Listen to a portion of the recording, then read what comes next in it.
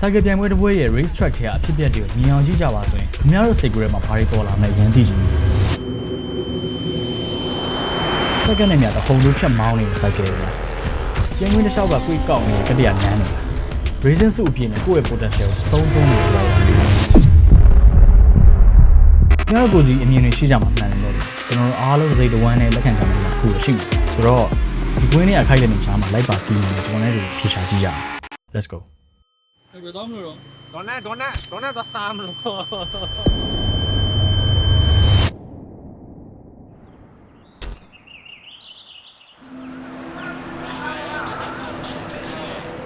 မတ်လ29ရက်နေ့မိုင်မိုဒိုခေါ်စာတင်းဝင်နေနဲ့2026 Super Bike Mag ရဲ့ Round 1မှာဝင်ပြိုင်မှုပတရားမြို့မှာရှိတဲ့ Bira Circuit ကိုချီချခဲ့ပါတယ်ဒီနေ့ကတော့ပထမဆုံး practice day ပဲဖြစ်ပါတယ်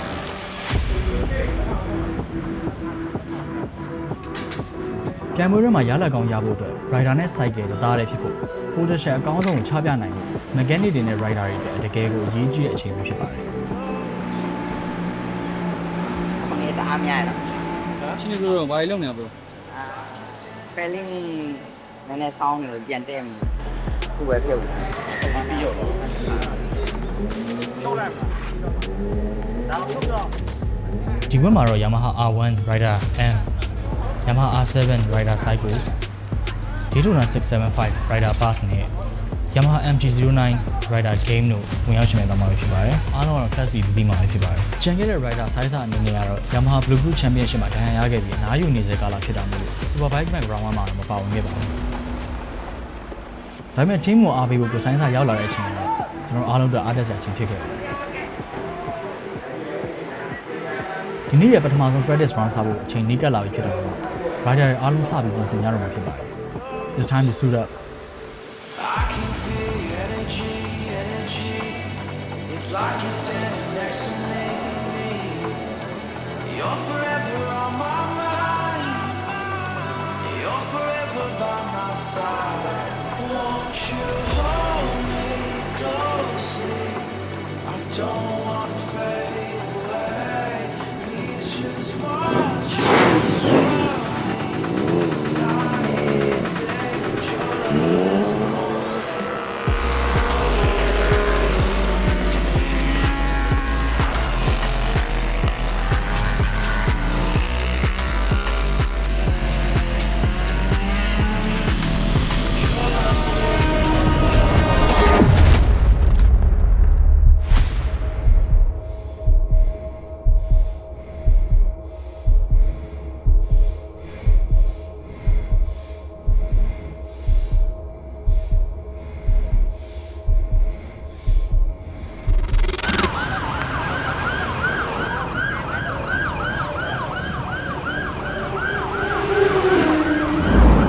ဆုံး practice round မှာပဲ rider game တွေက break testing လုပ်ရတာ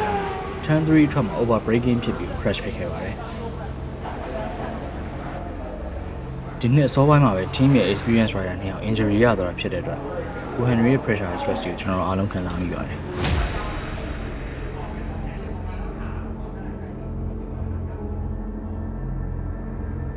rider game အနေနဲ့အများဆုံး treatment ခံယူဖို့အားလုံးစီစဉ်ပြီးရနောက်မှာတော့ဒီနေ့အတွက် practice session တွေကပြီးဆုံးသွားခဲ့ပါပြီအသက်အန္တရာယ်မစိုးရင်ရပါမယ်ရှေ့လျှောက်ဆက်ပြီးပြန်မဝင်နိုင်ဘူးစိုက်ကယ်ပြန်စီးနိုင်ဖို့ risk အများများတဲ့အခြေအနေဖြစ်သွားတာမို့ကျွန်တော်အားလုံးစိတ်မအေးနိုင်တဲ့နေ့နေ့ဖြစ်ခဲ့ပါတယ်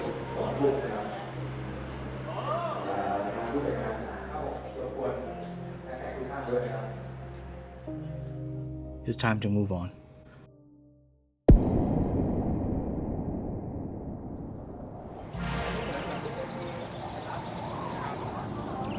Practice day အဖြစ်ပြက်ကြောင်း rider တွေနဲ့ mechanic တွေရဲ့ safety checklist ကိုပိုပြီးတင်းကျပ်စေတဲ့မနက်ခင်းတစ်ခုဖြစ်ခဲ့ပါတယ်။ကိုယ့်ရဲ့ limit တွေကိုချိုးဖောက်ဖို့နဲ့စက္ကန့်မပြည့်တဲ့လွယ်မှားမှုတစ်ခုကြောင့်လွန်ဆွဲနေရတဲ့ rider တွေရဲ့အတွေ့အကြုံကျွန်တော်လက်ခံစားမိပါတယ်။ဒီနေ့ကတော့ qualifying day ဖြစ်ပါတယ်။ Girona track လေ Bira Circuit ကိုရောက်လာခဲ့ပါပြီ။ဒီနေ့မှာတော့ကျွန်တော်တို့ချစ်ခင်ရတဲ့မိတ်ဆွေတွေနဲ့ပြောစရာအမှတ်တရတွေအတူဖန်တီးဝင်များဖို့ Girona ကလည်းအတူရှိနေခဲ့ပါတယ်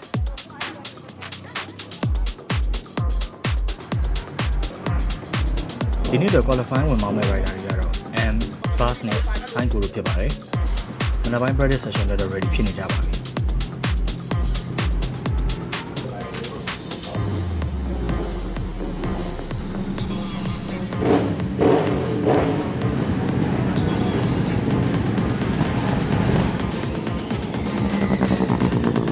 It's time to hit the track.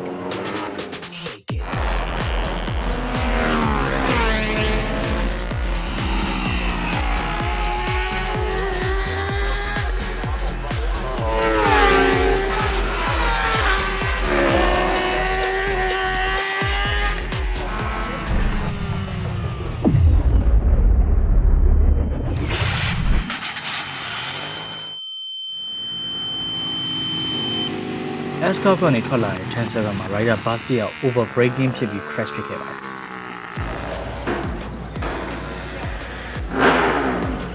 ။လက်တန်းနဲ့လက်သကျွဲမှာဒဏ်ရာရသွားတာ qualifying round မှာဝင်မမောင်းတော့ပဲနဲ့ bus အနေနဲ့အနားယူဖို့ဆုံးဖြတ်လိုက်ပါတယ်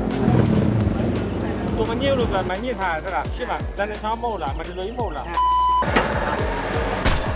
rider M နဲ့ cycle တော့ qualifying session ကပြန်ထွက်သွားကြပါပြီ။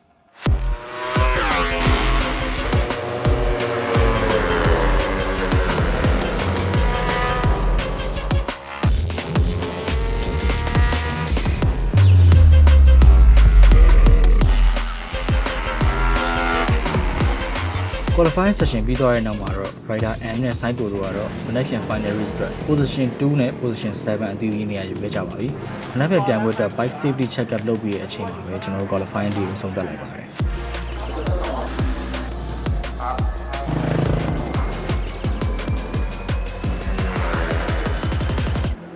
။ It's a big day tomorrow.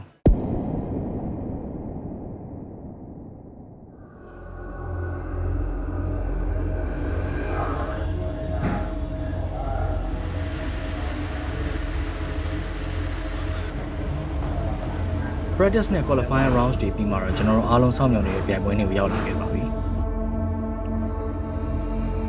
စက္ကန့်ပိုင်းစာအမှားယွင်းသေးသေးလေးကနေပြိုင်ပွဲရဲ့ရလဒ်ကိုအများကြီးပြောင်းလဲသွားစေနိုင်တာဖြစ်လို့ပြိုင်ပွဲဝင်တွေရော mechanic တွေပါ physically mentally စိတ်ဖိစီးနေရတဲ့အချိန်ဖြစ်ပါတယ်။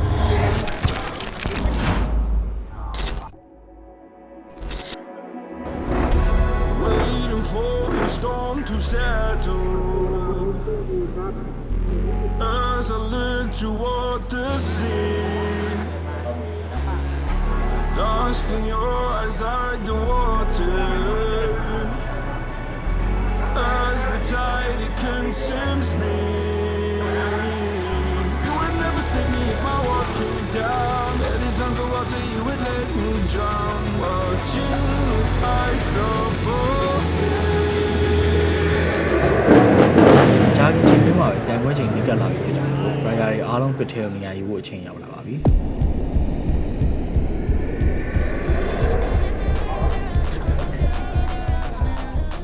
ဒီတစ်ပတ်လုံးရဲ့စူးစမ်းအားထုတ်မှုတွေအတွက်ရလဒ်ကိုအဆုံးဖြတ်ပေးမယ့်အချိန်ဖြစ်တာမို့ကျွန်တော်တို့ team တစ်ခုလုံးရဲ့စိတ်လှုပ်ရှားတဲ့အချိန်ဖြစ်ခဲ့ပါလိမ့်မယ်။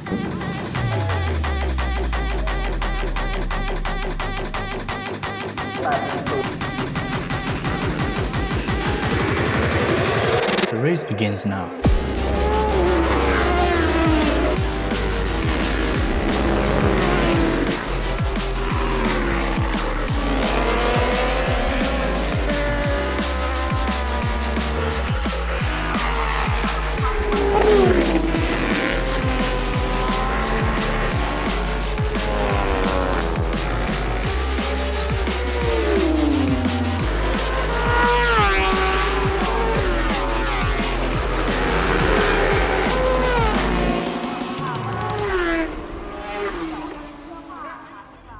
ပြိုင်ပွဲပြီးသွားတဲ့နောက်မှာတော့ rider M အနေနဲ့သူဝင်ပြိုင်ခဲ့တဲ့ Superbike 1000cc intermediate class B rider အနေနဲ့မီလီစက္ကန့်ပိုင်းပိုမြန်နေတာမို့ disqualify ဖြစ်သွားခဲ့ပါတယ်။ rider side ကတော့ Super Sport 700cc class B မှာ position 5အနေနဲ့ပန်းဝင်ခဲ့ပေမဲ့လည်းသူ့အနေနဲ့ဒီရလဒ်ကိုကျင်းတဲ့အားရမှုမရှိခဲ့လို့ထင်ပါတယ်။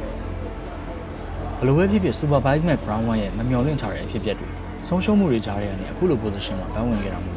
My Moto Corsa team အနေနဲ့အားရကျင်းတဲ့ဖို့ကောင်းတဲ့ပွဲတစ်ပွဲဖြစ်ခဲ့မှာပါ။ပြိုင်ပွဲရဲ့3ရက်အတွင်းအဖြစ်အပျက်တွေကိုကြည့်ပြီးတဲ့နောက်မှာ cycle ပြိုင်ပွဲတစ်ပွဲရဲ့ race track တွေအဖြစ်အပျက်တွေကိုမြင်အောင်ကြည့်ကြပါဆိုရင်ခင်ဗျားတို့စိတ်ကူးထဲမှာဘာတွေပေါ်လာကြလဲကျွန်တော်ဖြေရမယ်ဆိုရင်တော့ဝါသနာဆိုတဲ့လောင်စာနဲ့သက်အနေနဲ့ပိုဒီယန်ကြားမှာ လီဗာတစ်ဆုံးဆွဲပြီးမောင်းနေကြတယ်အသက်အရွယ်ဆုံးကစိုက်ကယ်ဝါသနာရှင်တွေရဲ့ယူသွမှုလို့ပဲကျွန်တော်ဖြေချင်ပါတယ်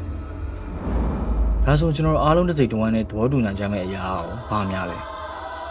ဒီမေးခွန်းကိုတော့ကြည့်ရှုသူတွေအတွက်ကျွန်တော်ချန်ထားခဲ့လိုက်ပါတော့မယ်ကျွန်တော်တို့ဇိမ်းမှာ My Moto Corsa Team ရဲ့ Superbike Map 2026 Round 1 ပြိုင်ပွဲကိုတင်ဆက်ပေးလိုက်ပါတယ် It's time to celebrate Get on in the car, one time give it all, bust it open hard, let me see you drop. I fucked up this hustle, baby, we hustle, what the hustle, but the